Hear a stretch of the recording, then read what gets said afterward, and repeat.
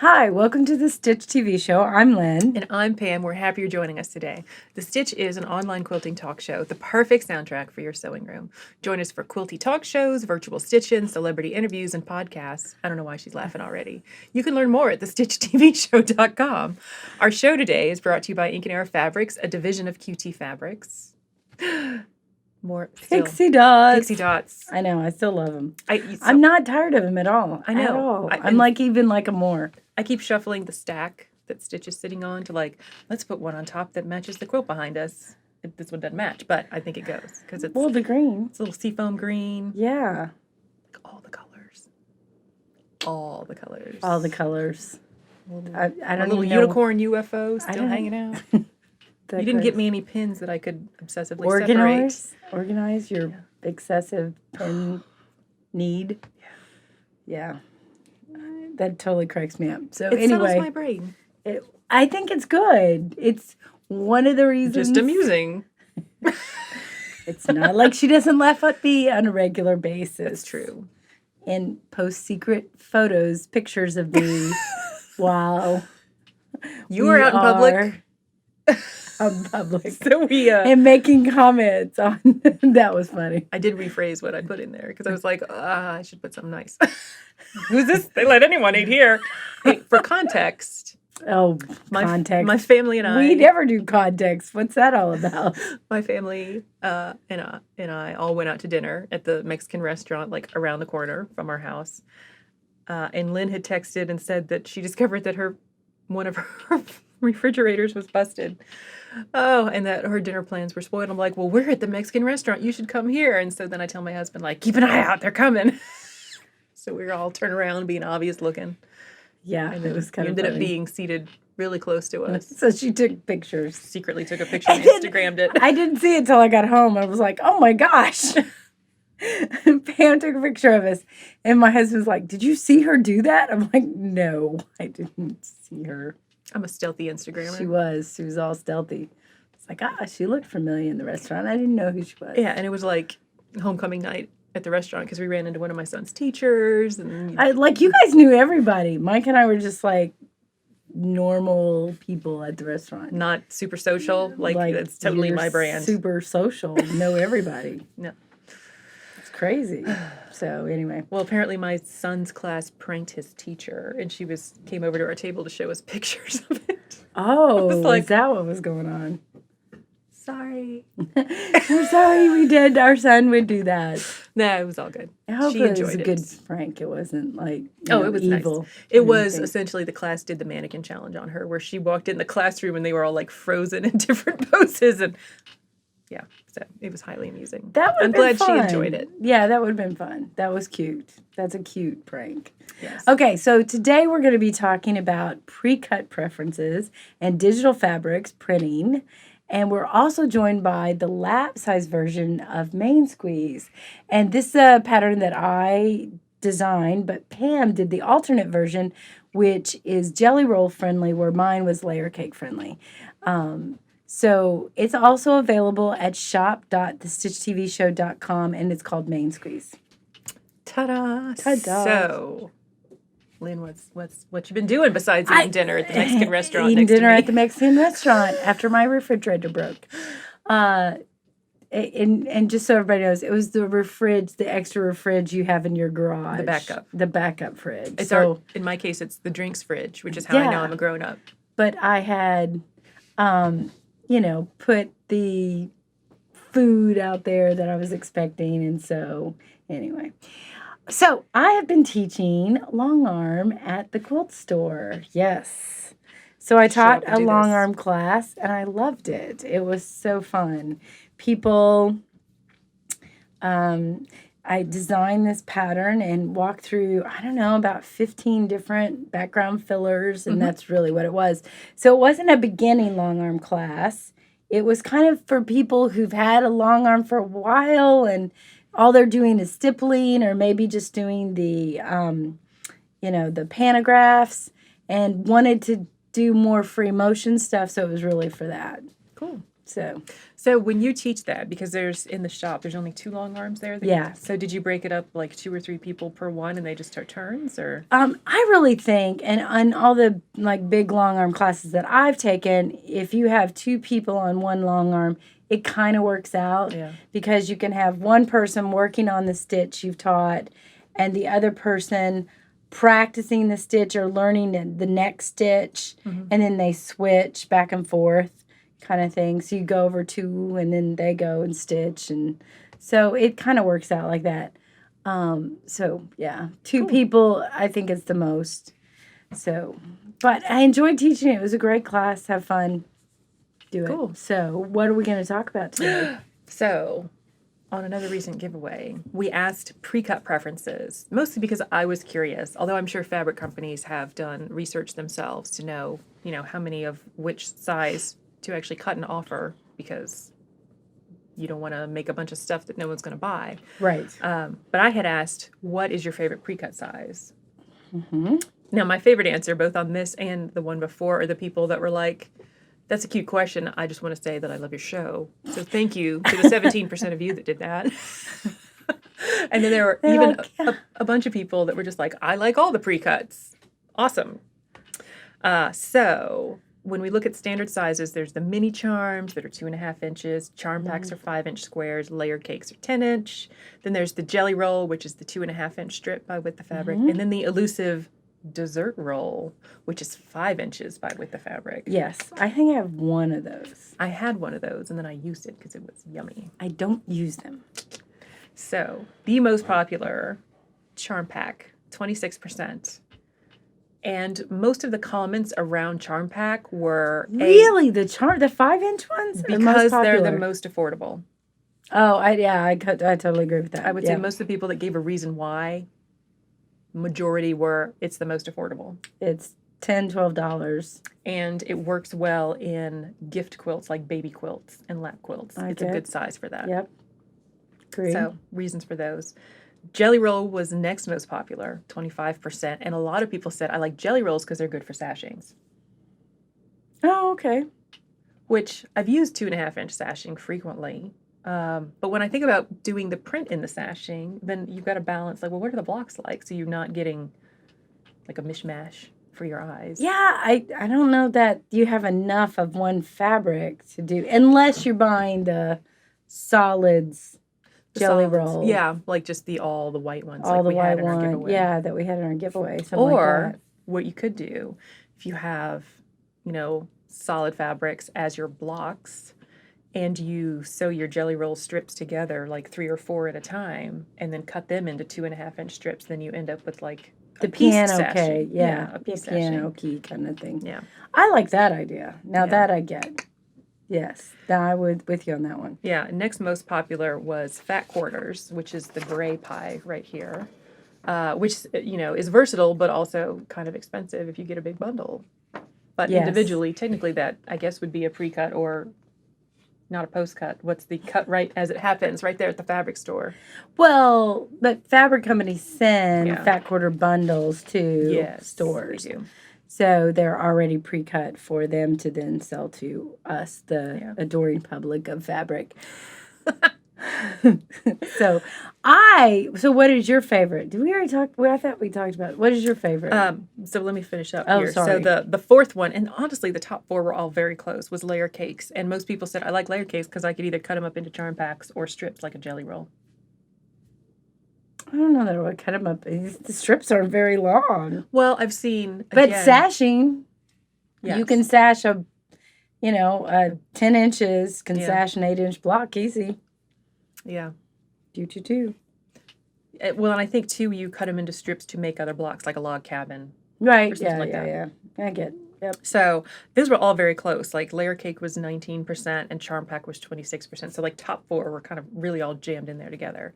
And lots of people put in multiple votes. So, so they voted for a lot mini of stuff. charms, 6%, and those are just the 2.5-inch. And that's because those people like doing either scrappy quilts or they like doing English paper piecing hexagons. And that's a good size for that. Yeah. And then just one person said they like dessert rolls. But I feel you. You don't see them out in the wild that often, so they're... No, you don't. And I think 5-inch is a good. Well, it's usually 25-inch by width With the fabric strips fabric. versus 40 or so, 2.5 2.5 inch. inch. So same amount of fabric, but just it's a wider cut. Less choice of fabric. Yes. But same amount of fabric. Yeah. Now, no one mentioned yardage. turnovers, which are like the triangles. The triangles. No one really mentioned the hexagons that you can get. I don't think you see those out in the wild like you were saying, I don't think you see them out in the wild very much.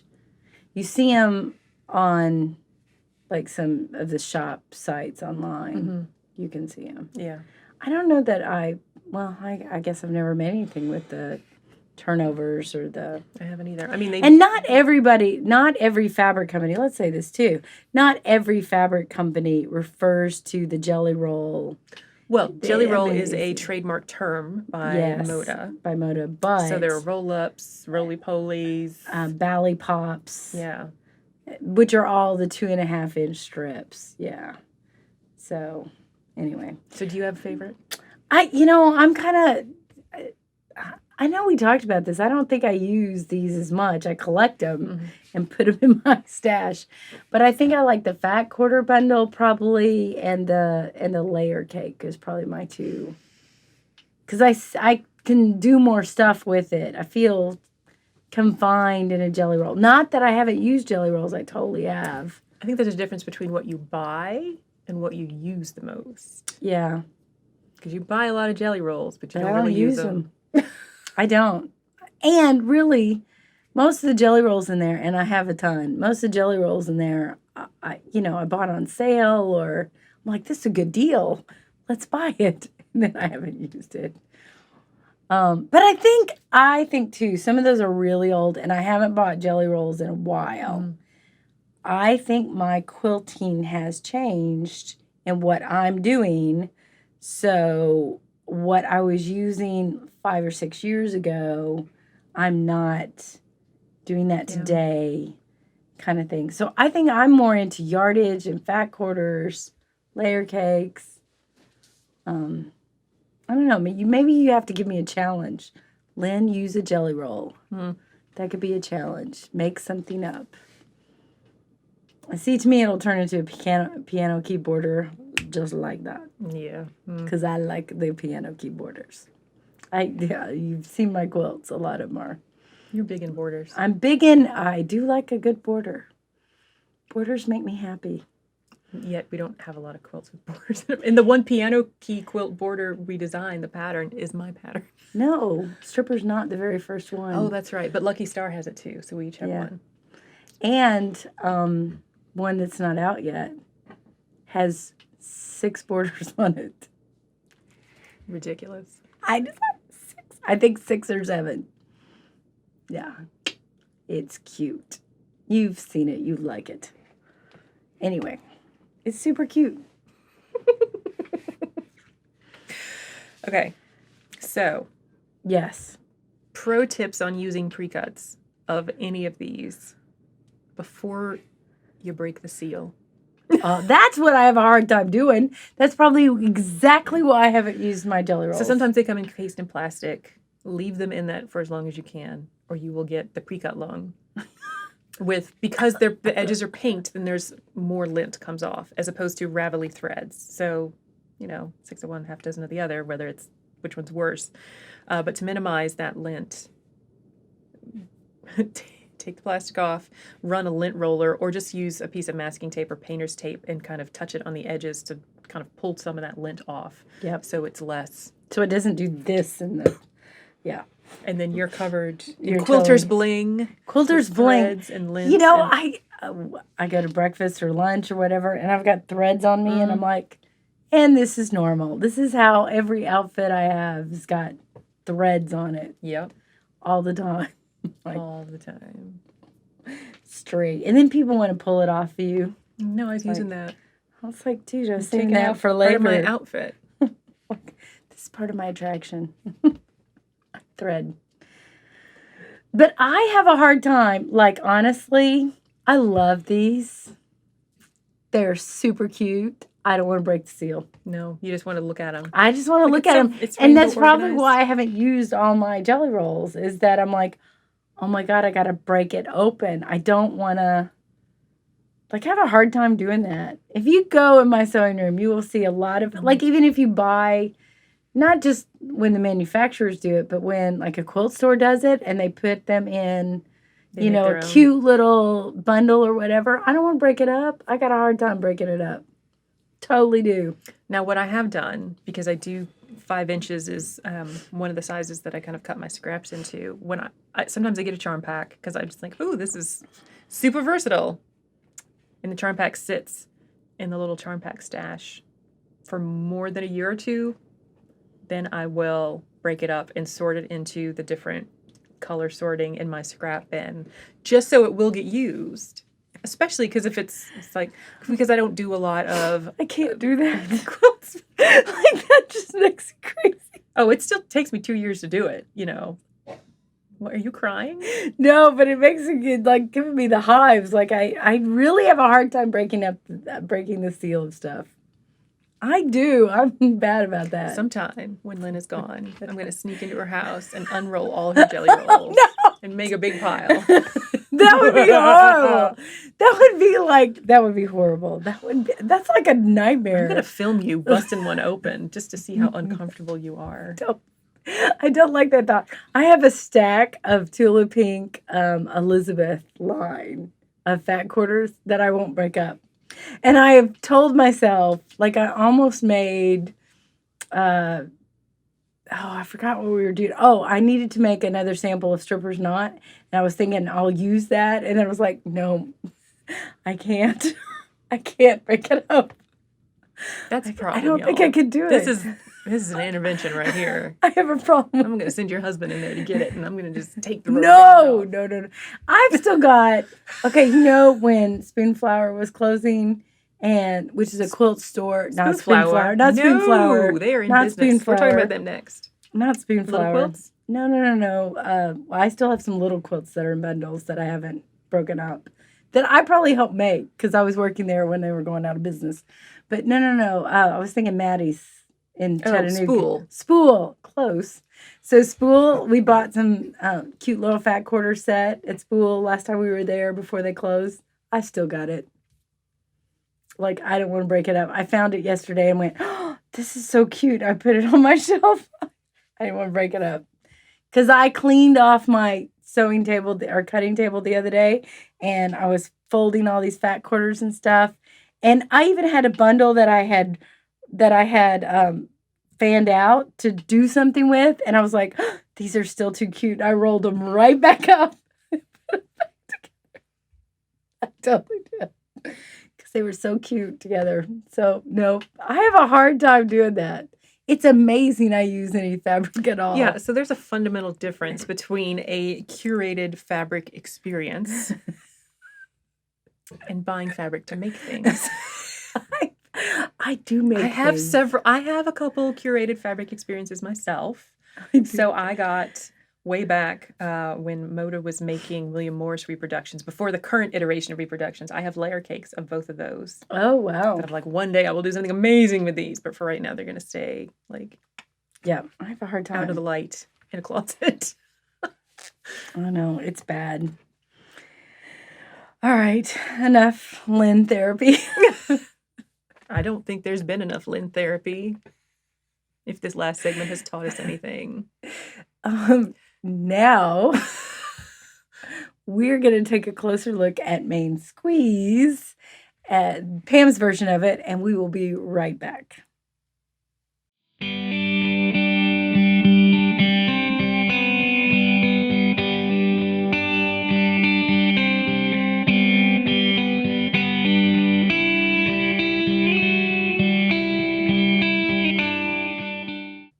Okay, we're back, and we are going to talk about, and this was another topic suggestion from a viewer. Hooray. So thank you very much. And it is, they want to know about digital fabric printing. Yes. So what can you tell? I know you did I was going to do research, and then I thought, Pam will do research. No, Pam will do research. Well, I'm not going to do research. Usually not a good assumption, but I did say I did research, so you would know. I know. And it was like, I'm not going to do any. But I have samples. So traditionally, fabric is printed using screen printing. And Mhm. so that means that for every color you see printed on fabric, a different screen has been designed and used to print that fabric. And that's the most cost efficient way to do like the multiple thousands of yards of fabric needed. So you And can, there's a limit on how many screens they use. true, it's about 16 to 20 is about the Mhm. most they'll do. So this is the Mingle and Jingle line from our friends Ink and Arrow. Yes. And on the selvage, you can see, this is pretty common, the little colored dots. For each dot, that is a different screen that they have used to print that color. And that's why sometimes if you're going to match fabric to buy some coordinates, you can just cut off the selvage and then you've got all the colors there.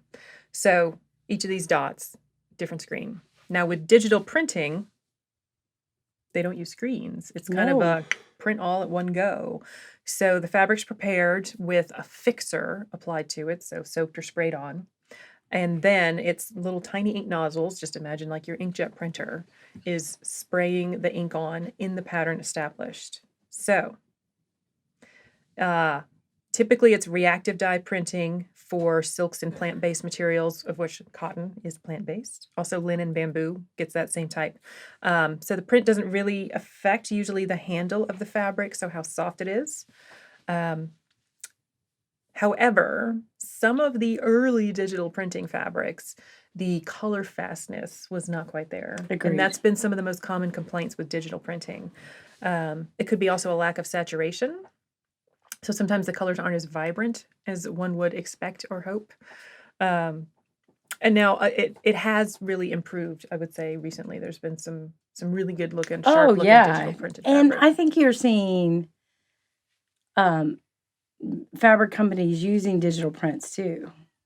Yes, as part of even a screen printed line, and that's something Right. I've recently had, and Yeah. we'll post pictures on the website. Right. But it was a kit that I bought, and it came with, the regular printed fabric, and then accompanying it was a digitally printed panel of like a giant cat. Right. Yeah. Huge! Which they Huge. only did in limited run, because how many giant cats, honestly, do you need?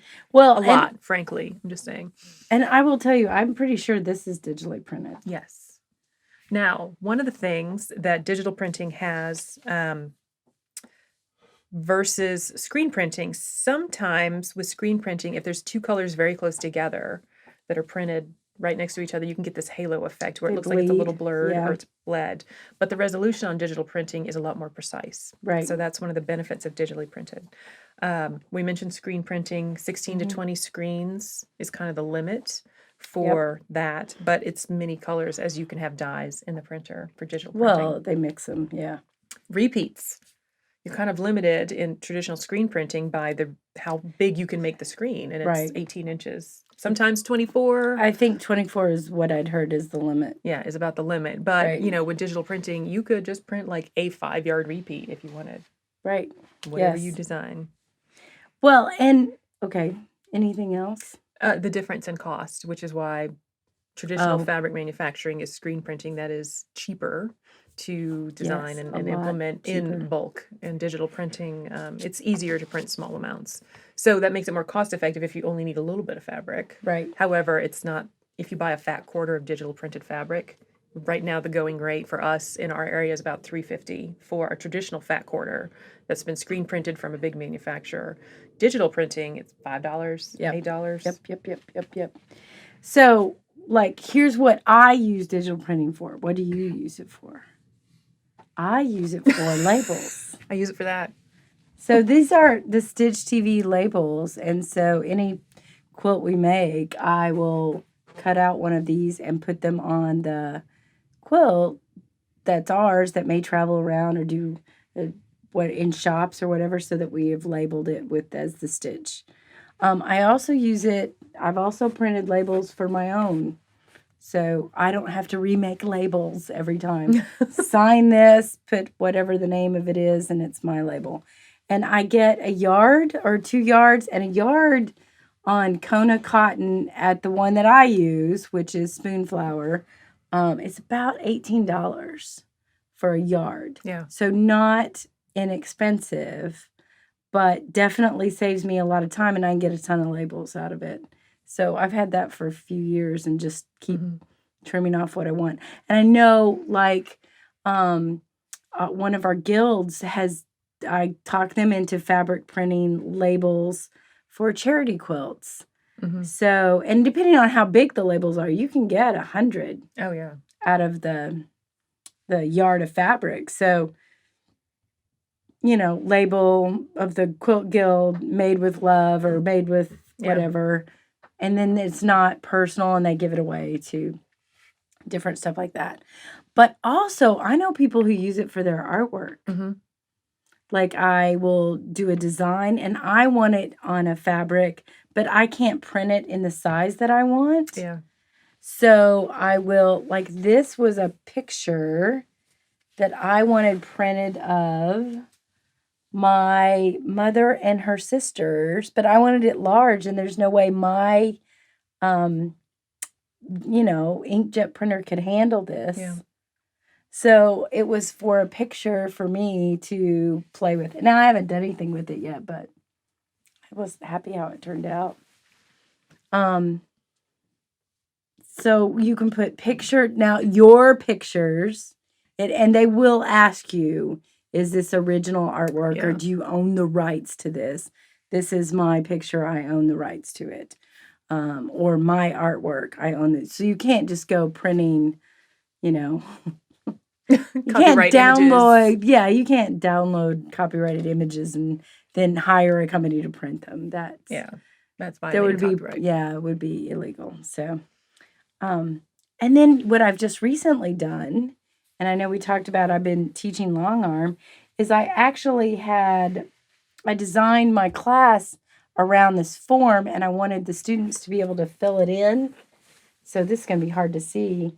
But I'm teaching different long arm fillers in each of these sections. But instead of having them draw the sections in class, I printed this out and I'm going to sell, then I sell them this fat quarter to them. And then it's already pre-done and I don't have to mark it in class. So it's already pre-done, saves me time kind of thing. So we can do more fillers in class instead of marking kind of thing. Not that marking's not good, but... Anyway, so those are some things you can use it for, as well as, Well, and you're not limited to just cotton. So the print-on-demand companies will do bamboo, they will do silk, they will do, I think, rayon, canvas. Canvas. Yeah, lots of different. Yeah. And, Spoonflower does wallpaper and, all kinds of paper products, too, and not just fabrics. Mm-hmm. So there's a lot of different choices in that, too, if you're looking for different application of whatever you want. But it's a way for new designer. And there's tons of designs that you can choose from and buy from them. It's another plethora of choice of fabrics aside from what you see from, manufacturers. Yeah, particularly for a couple swaps that I've done recently that are, fandom focused. So Harry Potter, Star Wars, people have gone and created original artwork that they have turned into fabric prints. And you can go and it's, stormtrooper helmets that look like sugar skulls to celebrate Day of the Dead. And you're like, what an interesting mashup. Or even with... As you do. As you do. Everybody needs that, apparently. With the Harry Potter bookshelf quilt that I made, I went and got a fat quarter specifically designed to give me the Marauders map that looks like a little folded version of it that sits on my bookshelf. And I got that. Right. Someone else designed that. And it also came with the panel specifically printed with jelly beans that were supposed to be the Birdie Bots every flavor beans, which is something from the books. And that went into a quilt block. And so I just had to buy the one fat quarter and it gave me elements for 4 or 5 of the different quilt blocks and a label that went on the back. Oh, perfect. So you can always search, even if you're not up to the challenge of designing yourself. Yes. You can always go and look and see, show me what it exists for whatever random mashup you want to make of, Day of the Dead and it's amazing to me. They'll be like vacuum cleaner fabric as we need it. It's just amazing. Well, it doesn't suck. Or maybe it does. I've just seen odd stuff out there. I'm like, who knew that someone would Well, need? even I have seen fabric designers, surface designers have gotten their start hosting a portfolio on Spoonflower and then signed contracts with much larger fabric manufacturing companies. I have seen that Yeah. too. And that's one way to break in if you need to experiment and, get the word out. It's not an inexpensive True. way to do it, but if it gets designs out there and gets popularity, I can see where that would be very successful, and people in that industry would be, wise to see what they're doing, and Spoonflower, at least, they will put out like contests and they'll let you vote on the best fabrics of whatever that week's theme is. And it's always surprising to me the themes they come up with. I mean, it's not Vacuum just cleaners. like I made that up, but it's not like although I did see some fabric not too long ago with toilets on them, and I thought, why do you need that ever? I could see an application for that. Really? What? What would you need that for? I'm going to take you back to the 80s. In a time of novelty toilet paper covers that look like ladies in fancy ball gowns, and I would go full meta were I decide to dip back into that myself and find a horrendous pattern to make this. But you get your Barbie doll and you make her the fancy dress with the toilet fabric on it. That would be a much more interesting way to do it than like your acrylic yarn crocheted version. There you go. That's a free idea for someone out there. Right, not me. Coming soon to someone's Etsy shop, not by me. Not by me. But no, they'll do like beach theme or, Hawaii or, state flowers or tropical birds or, whatever. Famous crappers. Seriously. There you go. There is a tour in Seattle of they had a problem with their sewage in the founding of the city. And there's a tour where you go in the underground tour of Seattle, and there was a whole that they had to go to the bathroom it had to be flushed at a certain time of day or something. I don't know. Our Seattle fans need to remind me. It's been a long time since I took that tour, but it was the underground city tour, and there was a whole thing about the tides and going to the bathroom. I'm telling you this, I will look it up and you can put it in the show notes. Oh, thanks for that. I'm telling you, how did we get on this? Crappers. Is this me? Yes. Yes, dang it. Ooh, should never open these doors with you. Anyway, so digital fabric. You open that door, I'm going to waltz through it. We've learned that in 3 years. Yes, we have. With flying colors. So digital fabric. Do you use it? Like I do. I order and put stuff out there and have a little shop. I mean, nobody buys my stuff because I think most of it's private. Because it's like labels and stuff like that. I've done the one sample for the Harry Potter bookshelf quilt, and that's probably about the one application aside from labels and things we've done there. Right. I know I don't have the production tools to make my own designs, although I may have them in my head. I don't have a way to commit that to the resolution needed unless it was just straight up uploading a photo. And I have mixed feelings about putting photos on quilts because then I feel bad when I go to quilt it and suddenly I'm poking someone in the eye. Over and over and over again. I mean, maybe I should like scan in my middle school yearbook and really take out some aggression on some people. Yeah, maybe. Just saying. I might have finally let those go last year. I hope so. Like, let it go. I still got some rage bottled up. I'll make you watch Frozen again. No, that won't help. That'll make me go stab Elsa in the eye. Well, see, you let it go! You know my life. Anyway, so yeah, I could do that. And then post that in the high school Facebook group. Hey guys, look what I made. Sorry, not sorry. I have a question about your research. Okay, we're going to get back to digital fabric. Yes, research. I have a question about your research because we took a class with Bill Kerr. Yes. And I don't remember exactly what he said in the class, so I'm asking you if you remember. Okay. But I asked him a question about digital fabric. Were you in that class? I think that was in the Big Prints class that I was not in. Ah, dang it. So I asked him a question about digital fabric, and he said that the digital fabric can't get all the range of colors that traditional manufacturers can. Did you find that in your research at What all? I would expect that's related to is you still have a set number of nozzles pushing the ink out onto the fabric. And there has to be some kind of limit because you're not going to send blue ink through the same nozzle as red ink. You have to stop and clean the nozzles. And Okay. so it makes a relatively inefficient process compared to screen printing even more inefficient when you have to stop and clean the nozzle. So I think that's what he's referring to. Okay. Because, All right. I mean, you could do like a blue and then maybe an aqua right after, but I still think you need to stop and clean the nozzles or replace them. Or somehow flush Yeah. it out. Yeah. So Right. you're not getting the bleed, Right. and then you lose the resolution that you've so wanted with this digital printing process. So for me, there is a place in my quilting experience for digital print fabric. Yes, Is there a place for you? probably. Do you think as this becomes more because the little research I did, it looks like this segment of fabric is becoming more and more popular Yes. and more accessible to the average consumer. Mhm. Do you think people are, I mean, I think it's much more accessible in the United States because we've got Spoonflower's headquartered here, and in fact, relatively close to us. I started to say it's a in state Raleigh, over, I Durham, think. Yeah. North Carolina. So it's Yeah. 2 states. Well, it depends on how you drive. Anyway, you don't have to drive through I go the South Carolina. fastest. I don't go the how many fewest states can I cross through? Anyway.